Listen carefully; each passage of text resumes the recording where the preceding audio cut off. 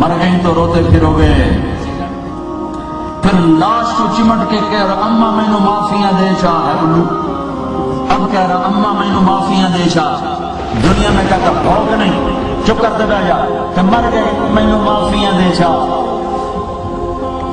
مر گیا عزیز فوت ہوا اس کا اکلوتا بیٹا, اس نے بیٹے کے لیے کیا کچھ نہیں بنایا.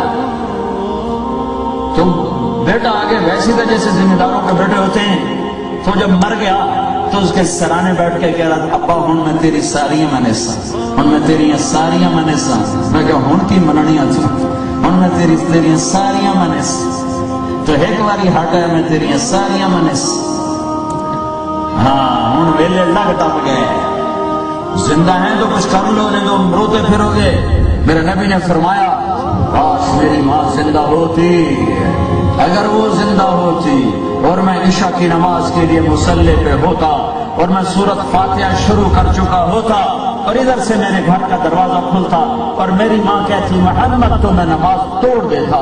میں کہتا جی اماں جان لبیک یا اماں, میں نماز بعد میں پڑھوں گا پہلے آپ کی سنوں گا. ہائے ہائے جاؤ بکھڑ کی ماں سے پوچھو اتنے سوراخ ہیں ان کے سینوں میں اولاد کی نافرمانی ہے. جاؤ بوڑھے باپ سے پوچھو جو اپنے بچوں سے عزت بچانے کے لیے چھپتا پھر رہا ہے کہ میرا پتر مینو وٹ نہ لگے. ایک ذمہ دار میرا پڑوسی کہنے لگا میرا بیٹا آگ میں جل رہا ہو تو میں دعا نہیں کروں گا یا اللہ میرے بیٹے کو بچا لے.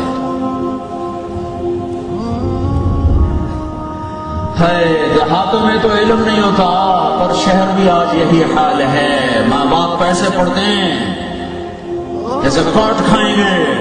میرے نبی سے پوچھا گیا یا رسول اللہ قیامت کب آئے گی؟ کہ میرے اللہ کو پتا ہے. کہ یا رسول اللہ کوئی نشانی بتا دیں. کہ جب ماؤں کو ذلیل کیا جائے گا قیامت آ جائے گی. جب دکھڑ میں ماں ذلیل ہوگی, جب گجرانوالہ وزیر آباد میں سیالکوٹ میں ماں ذلیل ہوگی, جب گجرات میں ماں ذلیل ہوگی تو رب قیامت کو قائم کر دے گا. میرے نبی نے کہا جس نے اپنے ماں باپ کو ستایا اس پہ اللہ کی لعنت, فرشتوں کی لعنت, زمین آسمان کی لعنت. نہ ان کی نماز قبول ہے, نہ روزہ قبول ہے, نہ صدقہ قبول ہے. راضی کر لو. اللہ کی نافرمانی کی بات کرے مت مانو پر بے ادبی پھر بھی نہیں ہے.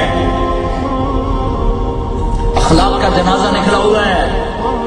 طلبہ علماء بھی ہیں. میں اپنے گاؤں میں تھا, ہمارے پاس ایک چھوٹا سا غریب 2 ایکڑ ٹوٹل اس کی زمین, اس نے خود رمبی چلا چلا اپنے بچے کو پڑھایا, اپنے گھر کو پالا. 2 ایکڑ میں کیا بچتا ہے, سینکڑوں ایکڑ میں گزارا مشکل ہو رہا ہے. تو اس کا بچہ ایک مدرسے سے فارغ التحصیل ہو کر آیا تو کچھ عرصہ گزرا تو اپنے بیٹوں کو میرے پاس لایا. اسے کہنے لگا میاں صاحب ادھر تو مولوی صاحب تو ہمارا خاندانی ٹائٹل چلتا ہے. کہنے لگا میاں صاحب میرا پتر پڑھیا ہے پر کڑیا کوئی نہیں. ان تو پتہ نہیں ماں نال گلے میں کرنا, ان تو پتہ نہیں پیو نال گلے میں پتہ نہیں کی پڑھتے آیا. کتنا خوبصورت تجزیہ ایک ان پڑھ آدمی نے کیا. اے میرا پتر پڑھیا ہے پر کڑیا کوئی نہیں. ان ماں پیو نال گل کرن دی تمیز ہی کوئی نہیں. ہائے ہائے ہائے ہائے کیا کروں. اخلاق معاشرت تو نہ کوئی بتاتا, نہ کوئی سنتا, نہ کوئی سناتا ہے. مدرسوں میں بھی سارا زور فقہی مسائل پہ لگ جاتا ہے.